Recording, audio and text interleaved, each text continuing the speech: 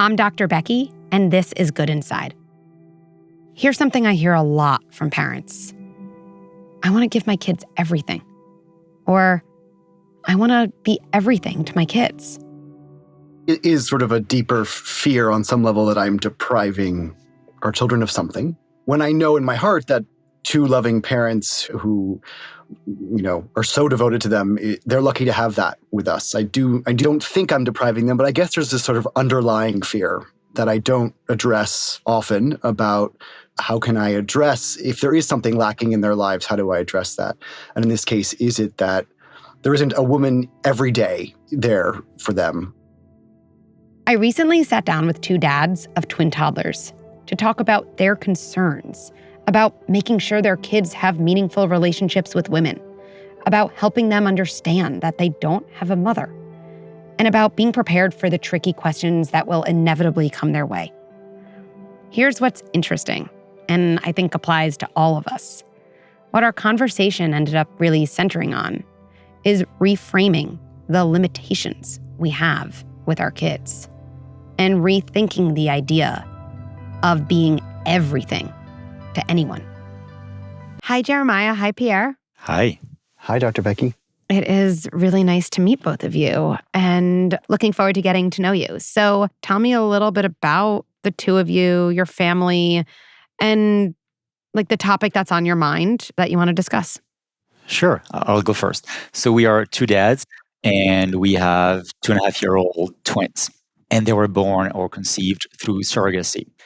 And the reason why I'm mentioning this is that in the concept of surrogacy, unlike an adoption, you really don't have a mother at all. You have a carrier as opposed to a birth mother, and you have an egg donor as opposed to a biological mother. This being said, we've not ignored the concept of mothers, and over the past 2 years, obviously, we have read tons of books with mothers and sang songs with mothers, although I should say we sometimes took the liberty of changing a word here and there, from mommy and daddy to daddy and papa. I should tell you that I am papa, obviously. The French man is papa, and Jeremiah is daddy. And last point of context is that the kids started preschool, a TOOS program, really, in September. That same month, we noticed that our daughter was playing with her dolls, and two interesting things happened. One is that she referred to herself as mama, which I found interesting because she had little exposure to actual moms in the past, except in books. And second is that she made the following statement, which I still remember verbatim, and I remember where I was and which doll she was playing with. And she said, "Oh, you fell. You have a boo-boo. You're crying. You need your mama." And at that point, I felt ill-equipped to say anything. I think I stuttered something along the lines of, well, if your doll is crying, she can, go see Papa as well. But I felt almost embarrassed not to know exactly what to tell her. And I think that was a clear indication that the question of where her mother is coming soon, probably sooner than what I expected. And to me, that question could either come from her to us at home, or maybe at school from a classmate. And that's something that maybe worries me a little more, because I want to make sure that she has all the tools to feel confident in the answer that she will give when asked that the very question at school. So first of all, thank you for so vividly and thoughtfully painting that picture. And so there's so many things I want to ask you about, but Pierre, what was it like for you when she said that? And maybe I'll ask a leading question. Was it injurious in a way? Did it? It was, because my worry was that she had articulated that thought in her mind that a boo-boo required a mama to feel better, to heal. Yeah. Whereas, I dare say we had given her all the comfort that she needed in the past. So really my first question, why would you associate healing with a mother? Yeah. And actually, I think this will probably be a theme in what we talk about, or maybe will be something the two of you can carry after we talk, is when moments happen with one of your kids. And what you said was helpful, kind of almost writing down verbatim what they say. That's almost good. And then with each other, actually being really honest about like, what does it feel like she's saying? Like, even if it's like, that's crazy. I know she didn't say that. Because in this situation, and you can tell me if I'm off, like, I could understand if it feels like she's saying, like, you have not given me the person I am supposed to go to for comfort and love in a time of injury. Like, you are messing me up. You have failed. You are not that person. There's some version of that it can feel like a kid is saying. And I don't know, is any of that resonating? I don't know. Maybe I don't know whether I will go that far. That's really the worry, right? And by the way, I know usually recommend not fast forwarding too much, but I can't help thinking what is it going to be like Of when they're course. teenagers, right? You are my Yeah. father. Where's my mother? You didn't give me a mother. So all that will, I think, crystallize. I was not thinking about that precisely in that moment, but this sort of fear is coming for sure. Great. And thank you for correcting me, right? Sometimes I like to say things almost provocatively just to get back to what actually feels right. And so in this moment, like there's a lot that happens when you watch your daughter kind of create a play scenario with this kind of loving, comforting mother. It's how did that happen? Like, where is she getting these ideas? At some point, she's going to talk about this more directly. She's going to ask, is she going to be upset about this? What is it going to be like when she's 13? What is it going to be like when she's 18? What's going to happen when it comes up at school? And how can I use the time I have with her in the protection of our home to talk about things in a way that she feels kind of protected and prepared for when those moments inevitably come? And I think it's important to articulate all of that because, again, there's a gap between your daughter is playing. She has a moment of like very simple play in the moment. And for us as parents, this happens all the time. One moment for a kid can bring up a whole world of questions and concerns for a parent. And then even there's a big gap between like, okay, what's going on for me and what's going on for my child? And just recognizing that is huge and validating that to yourself.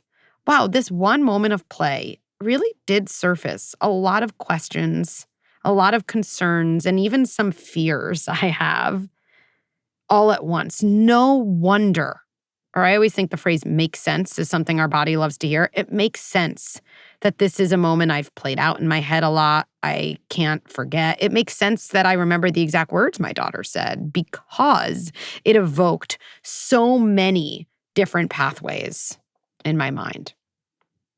Jeremiah, jump in here. Tell me what this is like for you to hear. And what's on your mind about this?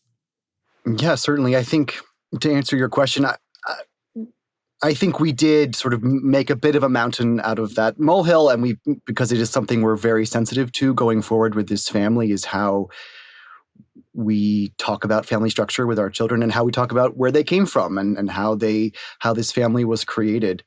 I think a related topic for me that comes out of this is how do I make sure, what can I do as a parent to facilitate bonds between our children and adult women in their lives, because that is something that is important to me. And thankfully, we have very strong women in our lives, from their grandmothers, their aunts, just our close friends who are often around. And we will constantly surround them with these people. But what can I do to make sure that they have a bond with other adults that they can trust and go to and talk to when I'm not the one that can provide a certain topic, or they just need someone else to talk to aside from us? Yeah. So are those two of the big questions? Let me just state them so we can frame the rest of our time together. How can I make sure our kids have exposure, have connection, have meaningful relationships with women, given that we know they're growing up in a two-father family? And is another question, how do I help my kids kind of understand that they don't have a mother? And how can I help them be prepared for kind of the questions that, will come their way? Precisely. Yes. Okay, let's jump into the latter one first. The one that right, because I think it's actually going to help us lead or maybe even reframe the second question. And so that's the order of operations. That seems to make sense. So have they asked you, right, that question, it comes, right? Where's my mommy? Do I have a mommy? Why don't I have a mommy? Would make sense if that question directly came up. And it would also really make sense at your kids' ages that it hadn't. But just give me a baseline on where things are from that point of play to that very direct question. It hasn't come yet, but I believe it's imminent, weeks, if not days. Yeah. Yeah. And tell me then the things that the two of you do say to your kids about family structure and about your family structure. So we often pause, in fact, in books when traditional family structure comes up and we say, you don't have a mommy, you have a daddy and a papa who love each other. And some families have a mommy and a daddy, some families have two mothers, some families have two fathers, some families have a single parent. By the way, this is exhausting because it means that every time we pause, and I always wonder whether sometimes we should just move on as opposed to having a whole spiel on family structure. Yes. But we will pause there and keep going. We have recently added references to Ginny, our wonderful carrier, whom they met multiple times. She was in New York last summer. And they understand that they were in Ginny's tummy. And I think Jeremiah as well, always add that, but Ginny's not your mother. And we move on. Mm-hmm. But that's a lot, right? That's a lot of information every time. As I said, sometimes exhausting because you just want to read a book and go through your bedtime routine. Yes. But they've heard those words and Yeah. fully understand that there's not just one family structure model. So let me just say right away, that's amazing. That's amazing how much you've talked about. You guys have set such a strong foundation for ongoing conversations, right? Because that's something I think is just really important to be prepared for. I would say this to any family about anything complicated. These aren't one-time talks, right? It's not like a one-time birds and the bees to talk about sex. It's not like a one-time conversation about not having a mom. And you guys have really set a foundation. A couple of quick things. Number one, let me just give you permission to read the book and move on. Like, I definitely think that you should allow yourselves to do that for you and your kids' sake, right? No matter what's going on in our life, nobody wants all the time for that thing to be highlighted. So the next time you're reading a book and it's like, and mommy and daddy took their child to the playground, allow yourself to be like, next page. Okay, right? And moving on. Right? Just, you guys just got some time back. You're welcome. Okay? So that's number one. Number two, what I'm hearing from you, and it might not be true, is that most of the time you talk about these things is in the context of like reading a book or something that has a very traditional family structure, in which case you kind of add some dissonance or some color to it. Not as much like we're around the dinner table talking about something, there's no book, and we're just proactively mentioning something. Before I have a point about that, is that accurate? Yep. That's accurate. That is accurate. And actually, that's something I'd really recommend because it also will give you so much more free reign for these moments where it comes up in a book or in a movie. So what might that look like? Well, let me first say that these conversations that I imagine families having with their kids or you two having with your kids, conversation is probably the wrong word. These things will take like 30 seconds. And after you say them, your kids will say, okay, can I have my ice cream now? Like, can I just have my ice cream now? That's what they'll say. And then we often think like, oh, that was a waste of time. It was not. Like you said, these are complicated ideas that they need exposure to while they still don't have the sophistication to fully understand.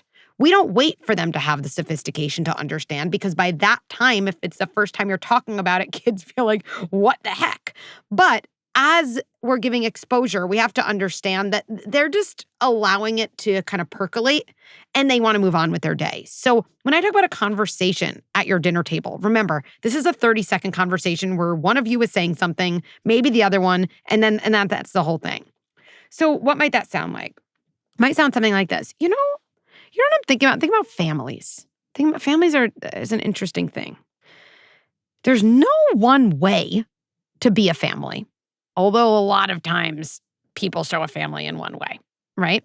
And one of the things we just want to mention to you is in our family, there are two dads. Maybe you're like, I know, Dad, I know. But I just want to say it. There's two dads and there's you.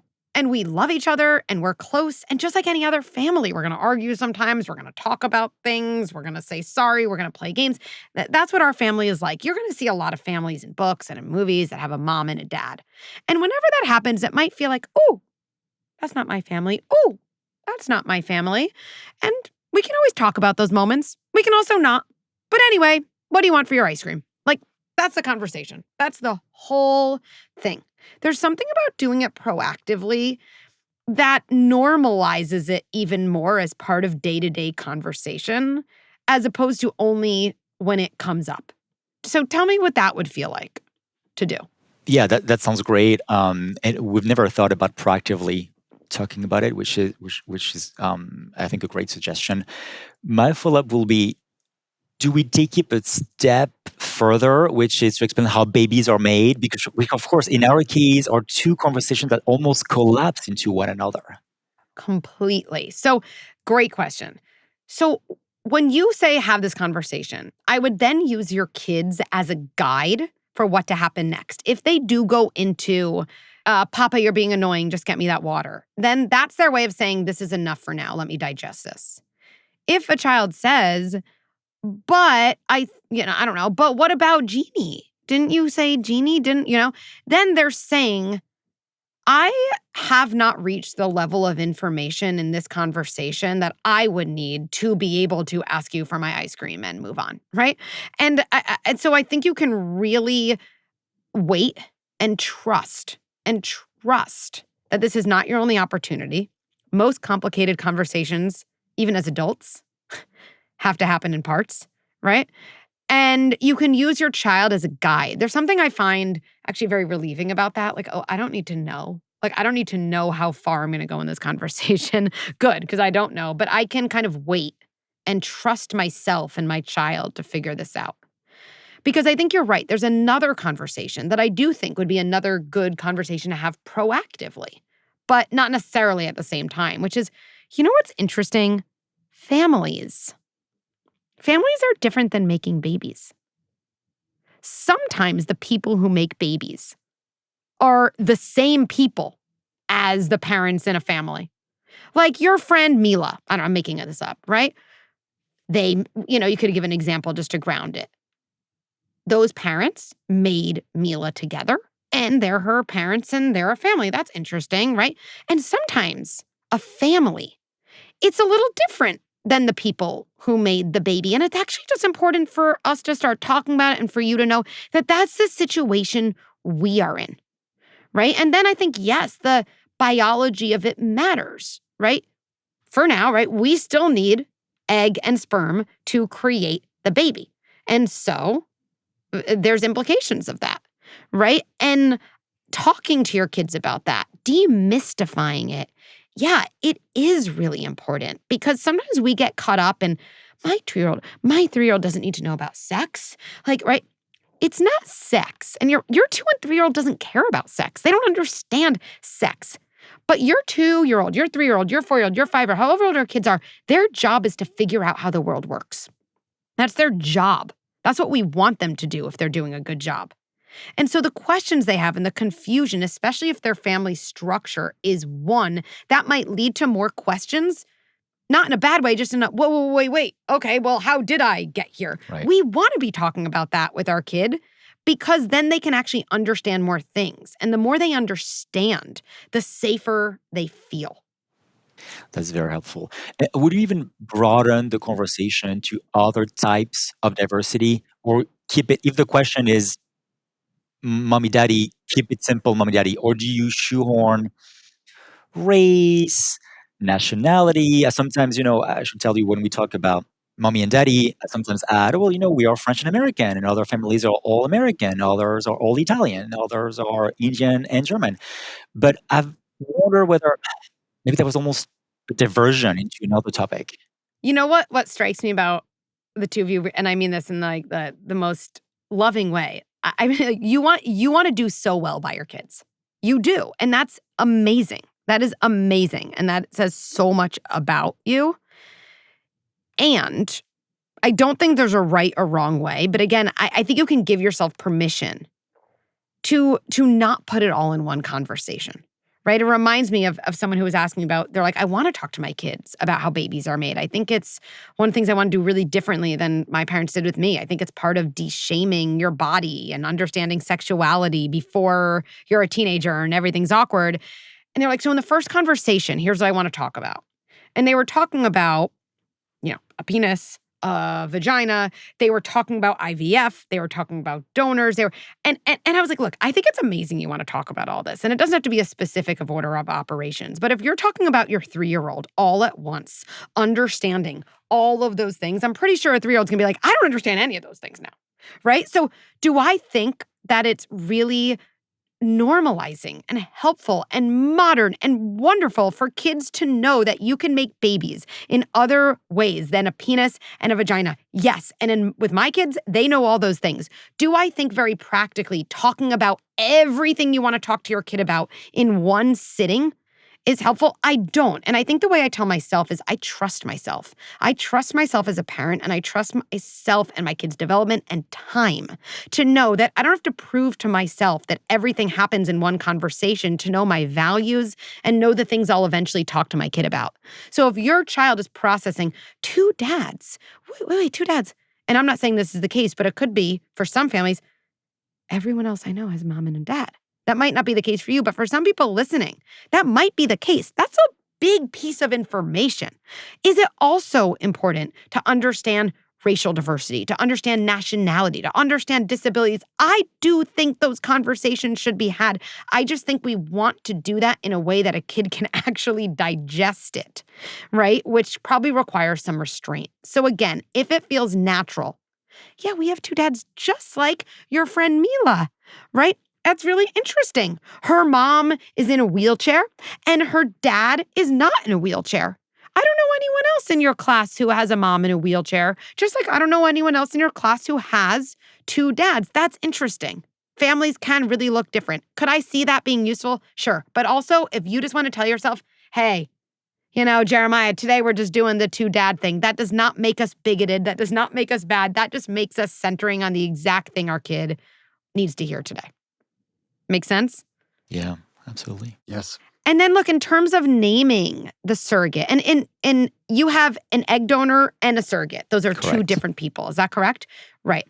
And both of those things at some point, right, I do think are really helpful. And you can use proactive conversations to talk about that.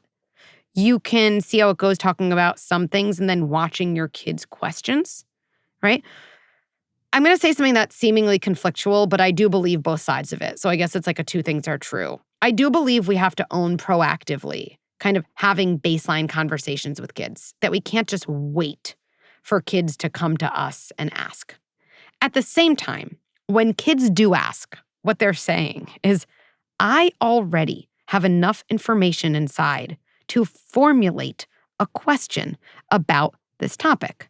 Because let's say, Jeremiah, I don't know what you do, but if I told you on the street, I met you and I was like, I am a molecular physicist. Ask me a question about what I do. I'm sure you're curious. Maybe you're like, Becky, I would have no idea. I don't know anything about, do you know anything about molecular physiology?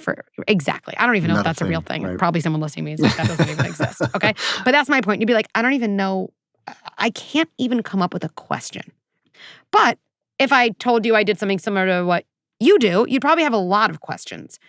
Asking a question demonstrates a baseline knowledge. So when kids ask questions like, oh, well, my friend Mila, and this can happen, okay, and I'm just going to go for it, so bear with me.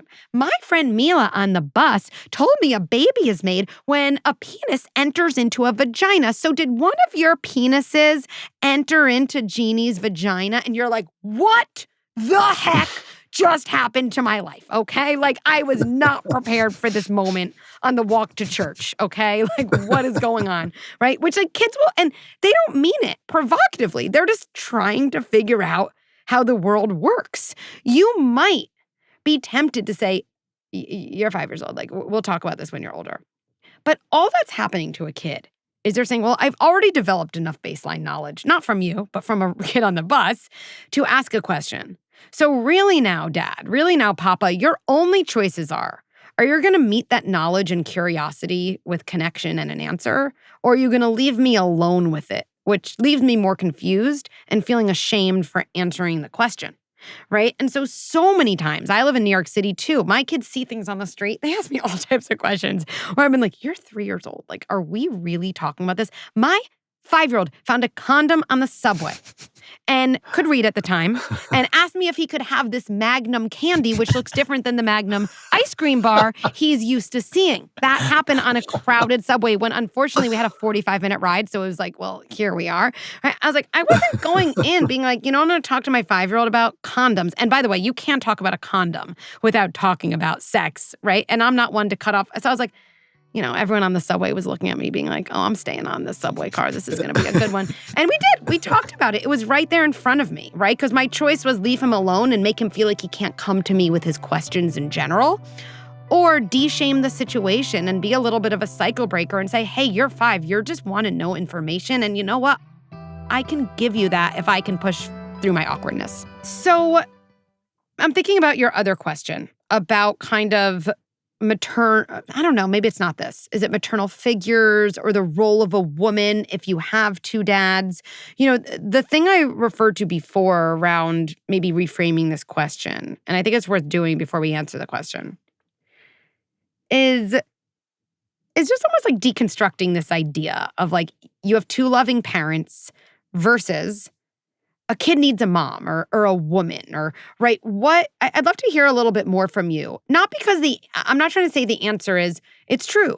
A woman would be unnecessary if you have 2 loving dads. I'm not taking a side on either, on that idea. But how do you see it? Like, what are your thoughts? What are your fears? What are your concerns around, like, there might be times when my child really needs a woman, a quote, maternal figure in their life? Yeah, I think, right, where probably is sort of a deeper fear on some level that I'm depriving our children of something. When I know in my heart that 2 loving parents who, are so devoted to them, they're lucky to have that with us. I do know that. And I don't think I'm depriving them, but I guess there's this sort of underlying fear that I don't address often about, how can I address, if there is something lacking in their lives, how do I address that? And in this case, is it that there isn't a woman every day there for them? And there are strong women, as I said, in their lives, but I want them to have an avenue that feels very open to them. Yeah. And look, this is our daughter when she comes to her own realization of sexuality, Yep. right? Like I'll read every book I can about that, right? I will be ready, I feel, but there's, I can't tell her, like, from my own experience of sexuality, I can't guide her from that, right? From a place of my own experience. Yeah. And I would say, Jeremiah, like, yes and no, right? Like, there's aspects of, puberty, of sexuality that certainly she will experience things in her body that you have never gone through, right? That is for sure. And she will experience things in her body that you have gone through. Awkwardness, discomfort. Oh my goodness, what is this? This is happening earlier to me than other people. This is happening to me later than other people. I'm not sure how to live in my body right now. I'm not sure how to feel right now. Right? Those are very human experiences around puberty. That is not to say she might not say to you at some point, I need a woman to, I don't know, what is this?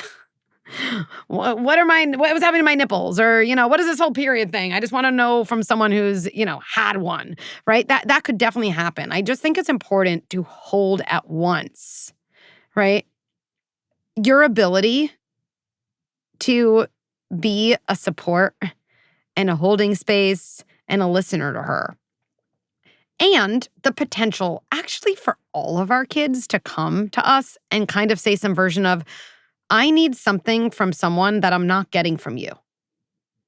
And I think that's actually really universal. What the 2 of you can do that maybe most parents don't do early on because there's something more concrete, like might you want a female figure in your life, right? Where if there is a woman and a man raising a kid, it's almost like, oh, well, we've checked those boxes, so what else could our kids need, right? So you almost have a leg up here. And what I think is this really beautiful opportunity you have when your kids are getting older is, one of the things that's really important to us as a family is you just always let us know when you need something that we're not giving you, right? And as you play baseball, you might want to talk to someone who was a baseball player in high school. I'm making this up. And as you get older, you might want to talk to a woman about things. And as you get older and you realize you really love art and the rest of us are really more into sports, you might want to talk to someone who also grew up feeling a little different in their family. And I just want to let you know, we know that we love you and we are there for you. And we also know,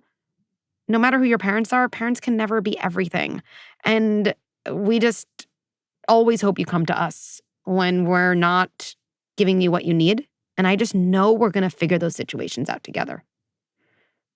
Tell me your thoughts about that. Beautifully put. Yeah, I think it's a conversation we should have with them. And I guess it's not too early. I think anytime we just I want to be everything for them, right? And I know that I can't. So telling them, I'm here for you, we're here for you. And if you need someone else, let us know. We're here to help you find that person.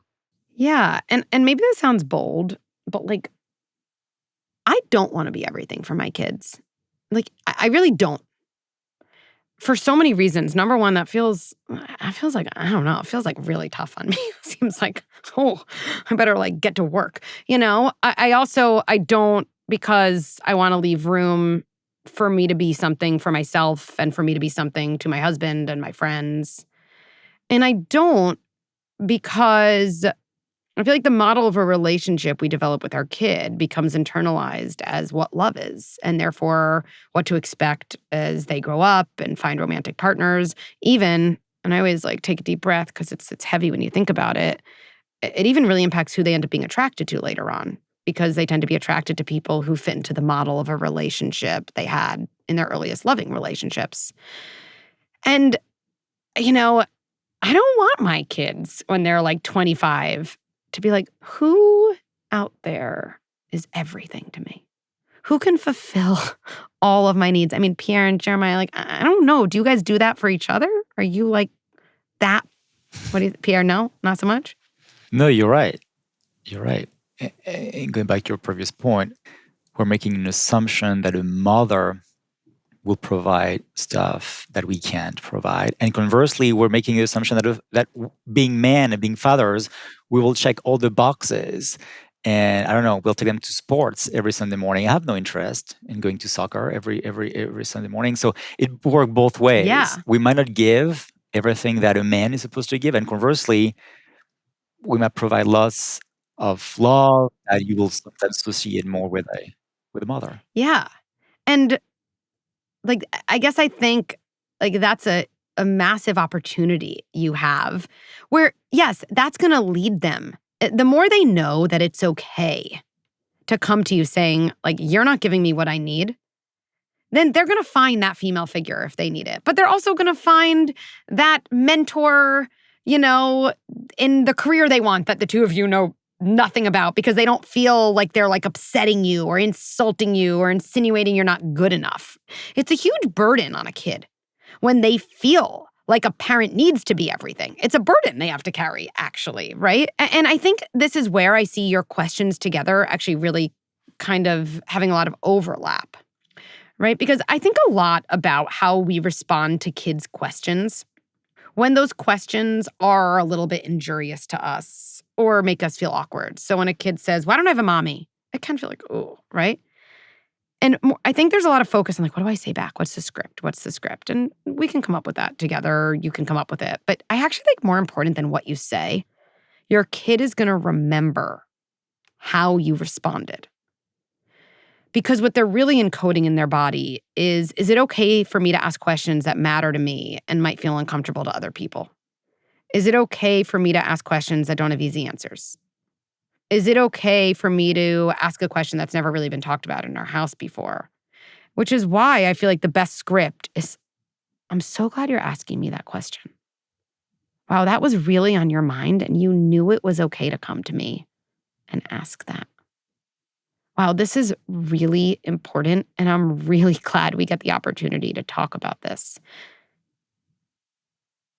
I find myself wanting to say more, but another part of me says to pause. Tell me what you think about that. Yeah, just acknowledging the fact that this is a question as opposed to brushing it off and saying, well, what are you talking about? You have two dads. Move on, and you should not feel concerned about it. Just acknowledging that this is not a traditional structure. So having a question is perfectly justified. Yeah. And, when your kids ask you, right, where's my mom? Why don't I have a mom? Right? What their body is really going to remember is the next time I have a question that's a little awkward and uncomfortable, can I go to Papa? Can I go to Dad?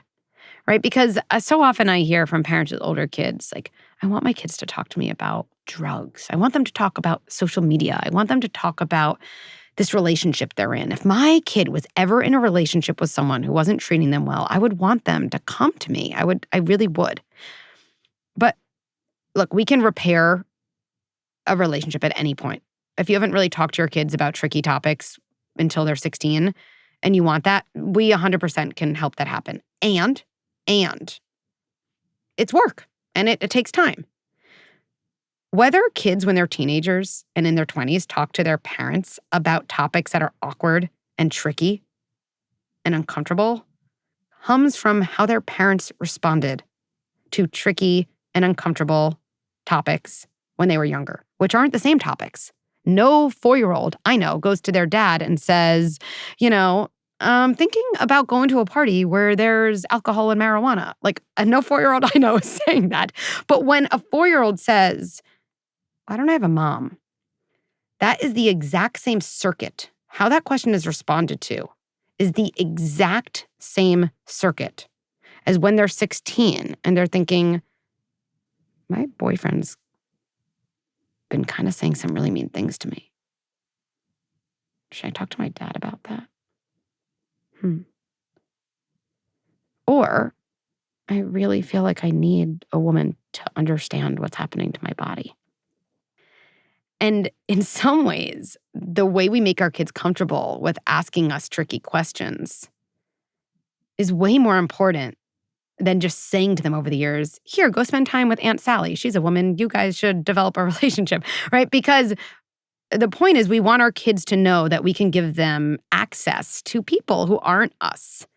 But that comes from their ability to speak up for themselves and potentially even offend us.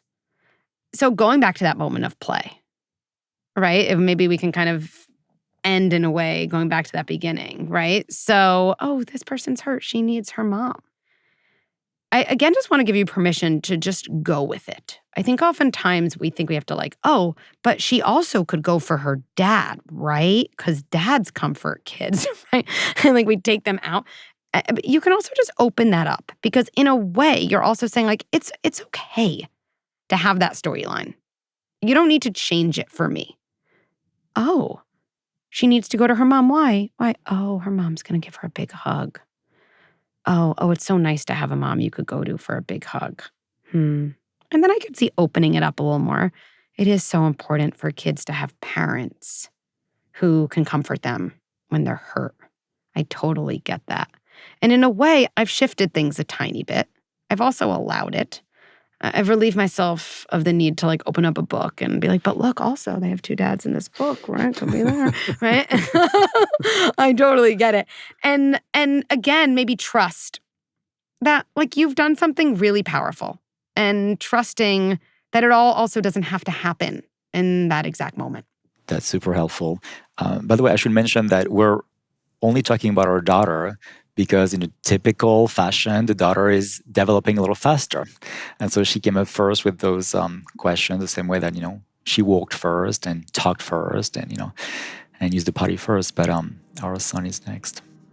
Well, you two are fabulous to talk with and clearly such thoughtful, amazing parents. Your kids are so lucky to have you. And I always love updates. So maybe reach back out, let us know how things go. And maybe I'll run into you on the street New York City, or maybe we'll see each other in a subway car with a Magnum condom on the ground. You never know. Sure, who knows? I'll keep my eye out. Thanks for listening. To share a story or ask me a question, go to goodinside.com/podcast. You could also write me at podcast@goodinside.com. Parenting is the hardest and most important job in the world. And parents deserve resources and support so they feel empowered, confident, and connected. I'm so excited to share Good Inside membership, the first platform that brings together content and experts you trust with a global community of like-valued parents. It's totally game-changing. Good Inside with Dr. Becky is produced by Jesse Baker and Eric Newsom at Magnificent Noise. Our production staff includes Sabrina Farhi, Julia Nat, and Kristen Muller. I would also like to thank Erica Belsky, Mary Panico, Ashley Valenzuela, and the rest of the Good Inside team. And one last thing before I let you go. Let's end by placing our hands on our hearts and reminding ourselves, even as I struggle, and even as I have a hard time on the outside, I remain good inside.